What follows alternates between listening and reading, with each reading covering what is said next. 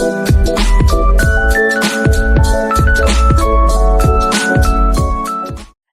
Welcome to channel. My name is Vimal Sharma. आज हम पढ़ने वाले हैं रिलेटिव प्रोनाउंस के बारे में। हमने personal pronouns and reflexive and emphasising pronouns already discuss कर लिया है। जिन्होंने वो वीडियोस नहीं देखी हैं जाके देख सकते हैं, जिन स्टूडेंट्स का मिस हो गया है। Now let's start with new topic that is relative pronouns. What is relative pronoun? Relative pronoun होते क्या है? It is a word that introduces a dependent clause and connects it to an independent clause।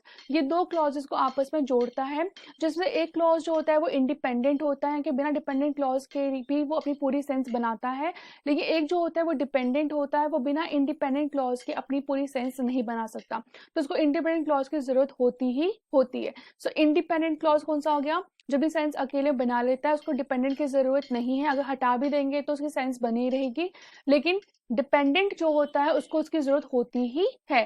तो उन दो clauses को आपस में join करता है, तो उनको ज्वाइन करने का काम जो होता है वो होता है रिलेटिव प्रोनाउन का। सो नाउ इसको हम एडजेक्टिव क्लॉज भी बोलते हैं, क्योंकि हमें एडिशनल इंफॉर्मेशन देता है सब्जेक्ट के बारे में। हमको इंडिपेंडेंट क्लॉज का सब्जेक्ट यानी कि जो उसका सब्जेक्ट होता है उसके बारे में इंफॉर्मेशन प्रोवाइड करता है कि उसके बारे में क्या बताया गया है, तो इसे रिलेटिव प्रोनाउंस को एज एन एडजेक्टिव क्लॉज भी कहा जाता है। नाउ कंजंक्शंस, जैसे कंजंक्शंस जो होते हैं वो दो सेंटेंसेस को आपस में जोड़ते हैं, वही सेम काम जो है वो रिलेटिव प्रोनाउन का भी होता है, दो क्लॉजेस को आपस में जोड़ने का। नाउ टाइप्स रिलेटिव प्रोनाउंस जो होते हैं उनकी टाइप कौन कौन सी होती हैं? मोस्टली ये होता है कि आपको जो रिलेटिव प्रोनाउन यूज करना है वो डिपेंड करता है कि आप किस नाउन के लिए यूज कर रहे हो। फॉर एग्जाम्पल, अगर नाउन जो है यानी कि सब्जेक्ट जो है किसी सेंटेंस का अगर वो पर्सन है तो हम यूज करते हैं हु। अगर पर्सन सब्जेक्ट फॉर्म में होगा तो हम हु यूज करेंगे। अगर पर्सन जो है वो ऑब्जेक्ट फॉर्म में होगा तो हम हुम यूज करेंगे। अगर हमें किसी एनिमल या किसी थिंग के लिए यूज करना है तो हम विच यूज करते हैं। अगर हमें नॉन लिविंग थिंग के लिए यूज करना है तो हम व्हाट यूज करते हैं। अगर हमें किसी पर्सन, एनिमल, थिंग के लिए यूज करना है तो हम दैट यूज करते हैं। सिर्फ 5 होते हैं। अगर पर्सन सब्जेक्ट फॉर्म में हुआ तो हु यूज करते हैं। अगर पर्सन ऑब्जेक्ट फॉर्म में हुआ तो हुम यूज करते हैं। अगर हमें किसी एनिमल या थिंग के लिए यूज करना है तो विच यूज करते हैं। अगर पर्सन, एनिमल, थिंग कोई भी 3 चीज यूज करना हम दैट यूज कर सकते हैं। And if you only have to use for non living things then you will use what. Now possessive relative pronouns कौन से होते हैं? पोसेसिव रिलेटिव प्रोनाउंस होते हैं 3, जो कि होता है विच, हु एंड हुज। हु जो होता है वो तो मोस्टली हम यूज करते हैं for persons when they are in subject form. Which जो होगा हम यूज करते हैं किसी एनिमल और चीज के लिए। एंड हुज हम यूज करते हैं नॉन ह्यूमंस के लिए, अगर हम किसी चीज की बात कर रहे हैं लेकिन वो चीज जो होगी वो ह्यूमन से ही रिलेटेड होगी, किसी ह्यूमन की चीज हो सकती है लेकिन बात चीज की हो रही, तो हम यूज करते हैं whose. Like she apologises to the boy whose glasses got broken।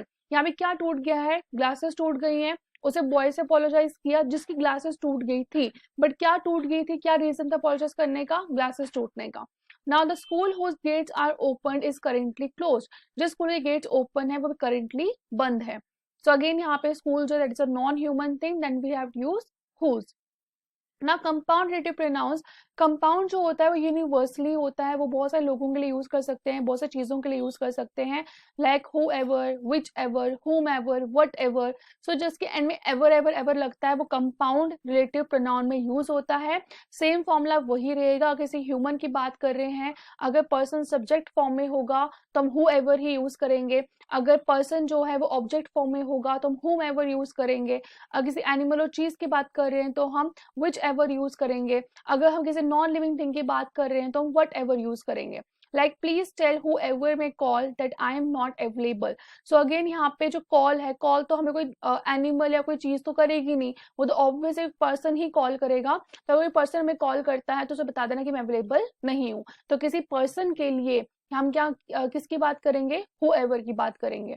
So relative pronouns भी जो इसमें लगते हैं कंपाउंड फॉर्म में, वो भी हम उसको सब्जेक्ट को देखकर ही यूज करते हैं।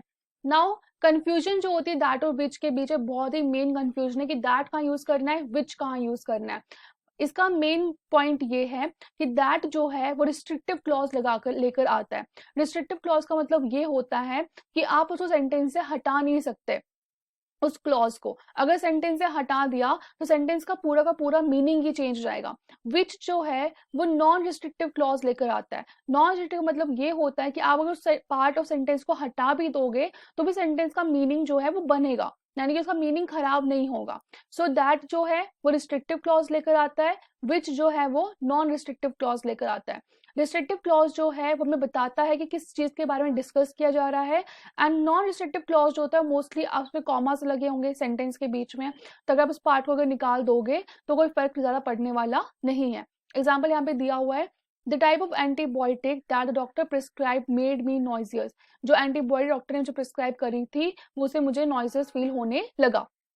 अगर हम यहाँ से इस पार्ट को हटा दें, the type of antibiotic made me nauseous, यानी कि टाइप ऑफ एंटीबायोटिक से मैं नॉजियस फील करने लगी, लेकिन एंटीबायोटिक किसने दी, दैट द डॉक्टर प्रिस्क्राइब्ड, यानी डॉक्टर प्रिस्क्राइब करी थी, मेन पार्ट है ये, हम इसको यहाँ से नहीं हटा सकते, तो ये रिस्ट्रिक्टिव क्लॉज में आता है, इसको लेकर आता है दैट।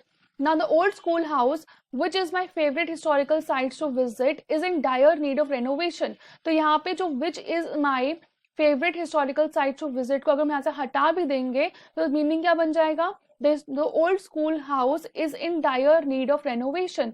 तो यानी कि भी पूरा कंप्लीट मीनिंग बना रहा है। अगर इस विच जो है यहाँ पर वो किसको लेकर आया, नॉन डिस्ट्रिक्टिव को, अगर हटा भी देंगे तो मीनिंग प्रॉपर बनता है, तो टेंशन लेने की जरूरत उसमें नहीं है। तो दैट वाले में ये होता है, जिस पार्ट को वहां से नहीं निकाल पाओगे, रिस्ट्रिक्टिव है, वहां आप यूज करोगे दैट। अब उस पार्ट को वहां से निकाल सकते हो तो वहां पे यूज करोगे which. Can we use that in place of who, क्या हम दैट को यूज कर सकते हैं हु की प्लेस में, तो यहाँ हम कर सकते हैं, the teacher who gives out candy is always students favourite. Like teacher जो है पर्सन है, पर्सन यूज करते हैं हु, लेकिन दैट के लिए मैंने कहा था दैट को भी हम यूज कर सकते हैं पर्सन एनिमल थिंग में, तो इसको यहाँ पे ये भी लिख सकते हैं, the teacher that gives out candy is always a students favourite. तो जहां आप हु यूज कर रहे हो वहां हु की जगह दैट भी यूज कर सकते हो, उसमें कोई प्रॉब्लम नहीं है। Now this is the test, आपको करना है, ये टेस्ट करो एंड देन सेंड करो, and if you like the lesson plan then subscribe my channel if you are new and like the video. Thank you.